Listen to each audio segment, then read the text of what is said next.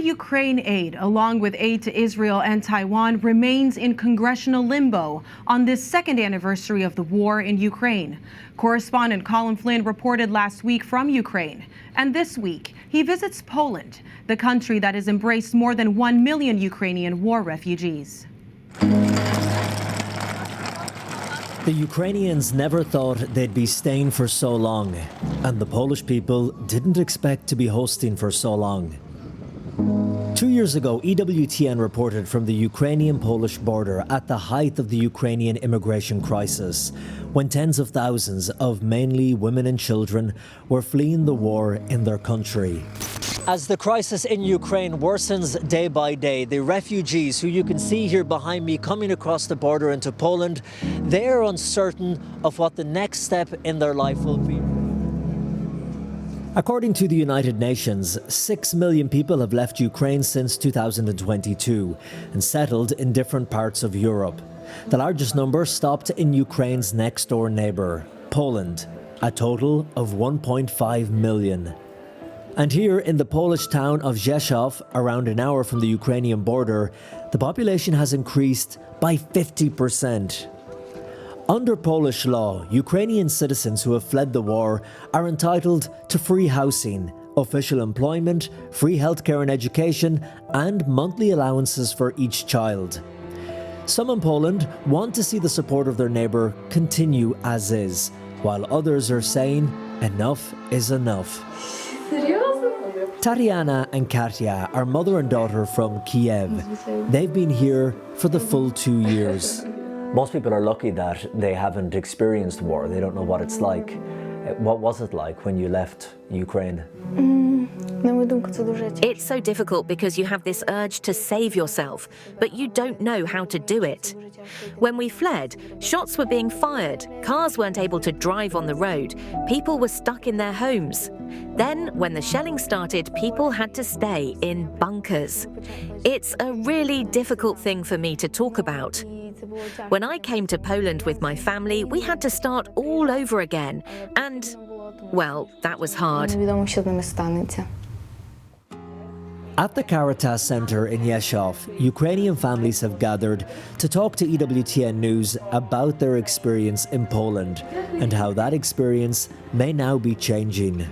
After 2 years in Poland, how is life today? Because I know that some people have been talking about a change in attitude towards the Ukrainians here in Poland. Have you found that, or how have you found the reception from people?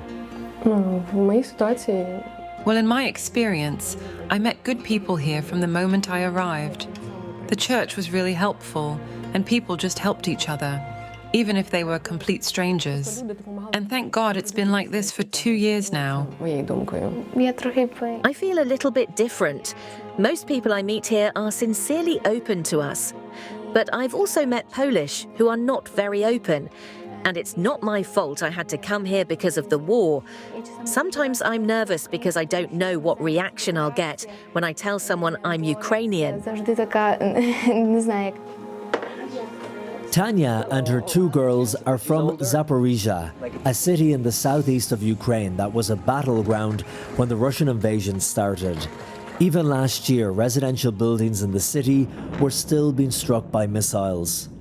I know it's been 2 years, but I'm sure the memories are like it was just yesterday. What do you remember from that time, from when the war started and you having to flee with your family? Can you ask a question that's easier to answer? Yeah, sorry. When Russia's full-scale invasion started, Poland immediately established an aid fund of 600 million euros. That money was distributed to local governments to aid the fleeing Ukrainians in different ways. And originally, the Ukrainians thought that they would be staying for just a few months until Russia surrendered or was beaten. Did you ever think that you would be here for 2 years, or did you think it would be a shorter stay? No, I thought I'd be coming here for 1 month, or 2 maximum. I thought it would all be over and we'd be able to go back home. They didn't expect to be staying for so long. And now, some in Poland are wondering if the country can afford to look after and provide for this huge influx of people, especially as so many of their needs have to be met. This has caused some tension between the Polish and Ukrainians living here. What is the situation like with the Polish people here? Have you found their attitude has changed since you first arrived? No, it was rather changed. They're tired. They're tired for us, for war. Have you felt welcomed over the past 2 years? How have you felt accepted in this country? As soon as we arrived, all the Polish residents were very friendly. But over time, the friendliness has faded for various reasons. Apparently, they are tired of us. What do you remember about coming here, and do you like Poland? What is life like? I really like it. It's really nice here. I feel safe. Polish protesters persist in blocking 6 out of 9 checkpoints on the border with Ukraine. And now a new conflict right on the border. This fracture will be something that will be of serious concern. Polish farmers are blocking Ukrainian grain from entering their country, saying it is undercutting their grain and preventing them from making a living, even going as far as opening the valves on Ukrainian trains to spill out the grain. Despite the differences of opinions on this immigration crisis, Catholic charities like Caritas are trying to continue to support the Ukrainians in any way they can. Magdalena Kanik is in charge of the local centre and tells me that they are now caring for Ukrainians' long-term needs and even trying to help smooth those relationships between the two neighbours. In our Caritas, we are very focused on integration within our communities, Polish and Ukrainian community, to help them to live here together and normally, yes. And it's not just Caritas. The Catholic organisation, the Knights of Columbus, are helping too, driven by their Christian ethos of helping others, regardless of politics or public opinion. Stanislav Lucian is the local representative. The Knights of Columbus are close to our neighbors in Ukraine, and sometimes it's really difficult for us to imagine the sadness they must be feeling. So we work very closely with the Catholic organization, Caritas. We supply and exchange different things when there is the need. This war has lasted for 2 years already, and now the Polish government will have to decide later this year whether it extends its benefits for Ukrainians or looks to decrease them. At the same time, with less international attention focused on the war in Ukraine, this has meant less aid is now flowing here.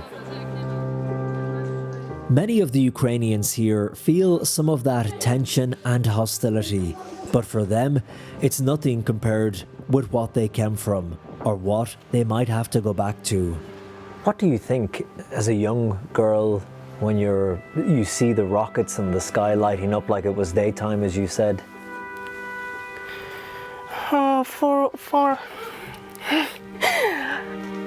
For the babies and for young children, it's so dangerous and scary and like a dangerous game. Like a computer game? Yes. Computer game in real life. In real life, yeah. I want to say one thing. I am very grateful to the Polish people for their help and support and everything they do. I'm even grateful to those who say unpleasant things. And I'm sure that Ukraine and the rest of the world would help Poland in the same way if they ever needed it. In Rzeszów, Poland, Colm, Flynn, EWTN News In Depth.